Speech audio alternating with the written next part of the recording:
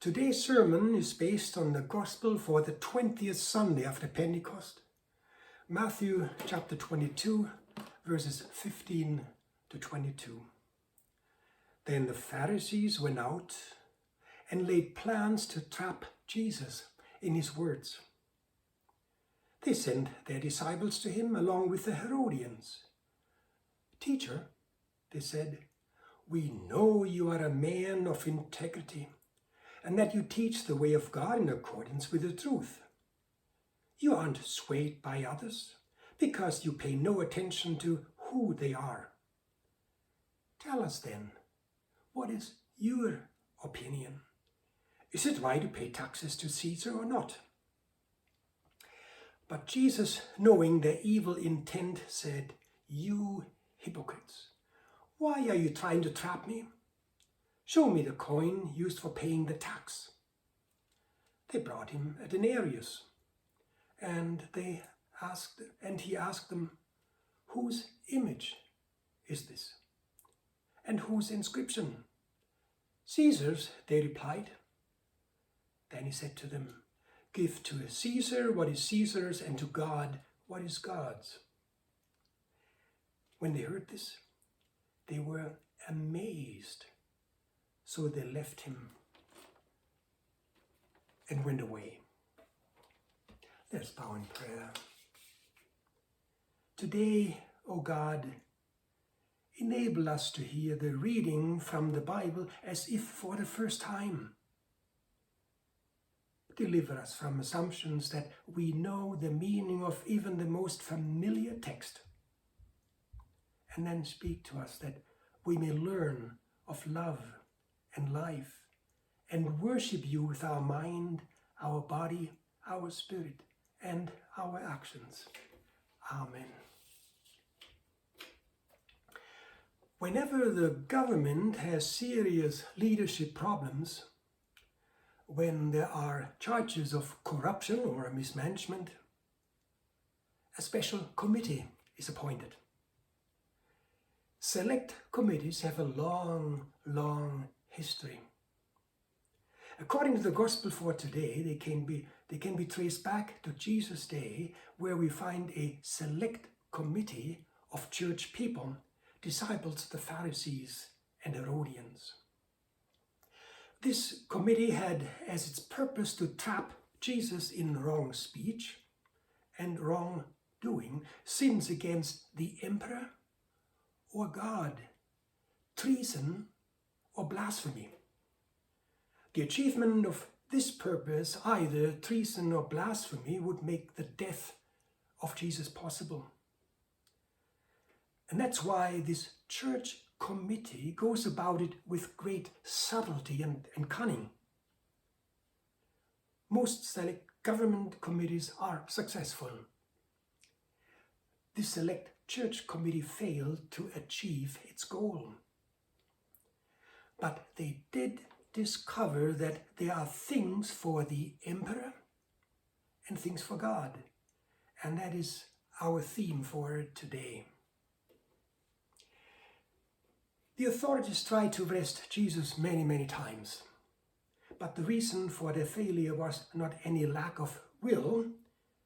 What prevented the arrest was fear. Fear of the people. Arresting Jesus was too risky. So they changed tactics and sent these church people, Pharisees and Herodians, who would not be known as enemies, but who would try to provoke Jesus into some statement that would make him fall into the hands of the Romans. And that's why they asked him in public, while the crowd looked on and listened. Here then is the question of the Pharisees. And it was indeed cleverly framed, because Palestine was an occupied country and the Jews were subject to the Roman emperor. And this was the question. Is it right to pay taxes to Caesar or not? There question was so framed that, at least in their view, it would have to be answered with a direct yes or no. But instead of answering yes or no, Jesus asked them to bring a denarius, a common Roman silver coin issued by Tiberius Caesar, used for paying the tax to him, and then, holding it in his hands, ask a counter question. Whose image is this on the coin? And whose inscription? The image would be that of Tiberius, the reigning emperor, and round the coin there would be the title which declared that this was the coin of Tiberius Caesar. And then on the other side would be the inscription in Latin, Pontifex Maximus, which means high priest, and on the other side, son of the divine Augustus. We must understand the ancient view of coinage if we want to understand this particular incident in today's gospel. Coinage. Coinage was the sign of power in the ancient world. When anyone conquered a nation, the first thing they did was to issue their own coinage. That, and that alone, was the final guarantee of kingship and power. And because the coin had the king's image and inscription on it, it was held to be his personal property. By using the coinage of Tiberius, the Jews recognized his political power in Palestine. The question which the Pharisees asked put Jesus in a very, very difficult situation. If he said it was unlawful to pay the tax, they would report him to the Roman government, and his arrest would certainly follow, and he would be charged with treason, and the penalty for treason was death. If he said it was lawful to pay the tax, he would have infuriated most of the Jewish people, who not only resented to pay the tax to an earthly tyrant, but resented even more for religious reasons, because Caesar declared that he must be worshipped as God. To Jew, God was the only king, and their nation was a theocracy, a government in which God is recognized as the only supreme civil ruler. They thought that their nation was governed by divine guidance, and that God alone was their sovereign ruler. To pay tax to an earthly king was therefore an insult to God. It was considered blasphemy. The matter of taxes was a real problem in the actual ministry of Jesus, and was still a real problem in the days of the early church. But Jesus was wise. He asked to see a coin and asked whose image was on it. The answer was that it was the emperor's image. Well then, said Jesus, give back to him.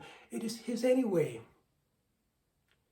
Give back to Caesar what is Caesar's, and to God what is God's.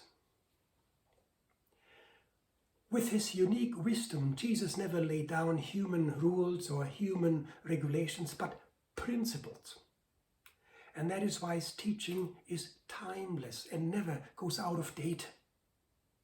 Here in today's gospel, he lays down a very important principle.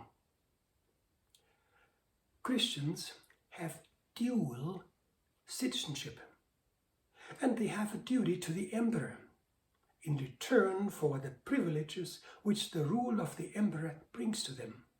But Jesus says there is a limit. The coin had the emperor's image on it, and therefore it belonged to the emperor. That's why Jesus said, give back to Caesar what is Caesar's. But Jesus also said, give to God what is God's. The emperor put his image on the things that are the emperor's. God has put his image on the things that are his. And the one place where we find the image and inscription of God is among us, among his people. In the very opening chapter of Genesis we read, "Then God said, let us make human beings in our image, in our likeness." So we belong to God.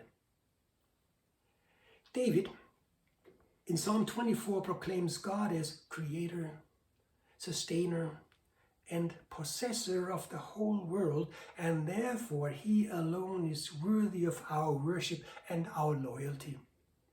David confesses, the earth is the Lord's, and everything in it, the world and all who live in it. The Lord Almighty, he is the King of glory.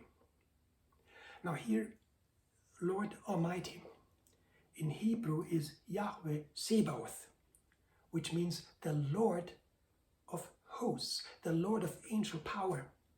It is a royal title that emphasizes God's sovereign rule over every other power in the material and spiritual universe.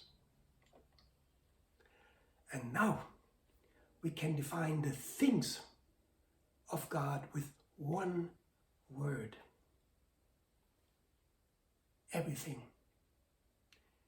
Everything belongs to the Lord our God. As members of an eternal kingdom, as citizens of the imperishable realm, let us give to God what he owns in the first place, and let us do it with a thankful heart, for the earth is the Lord's, and everything in it, the world and all who live in it. He is the God of the universe and the Lord of our life. So praise and glory and wisdom and thanks and honor and power and strength be to our God forever and ever. Amen.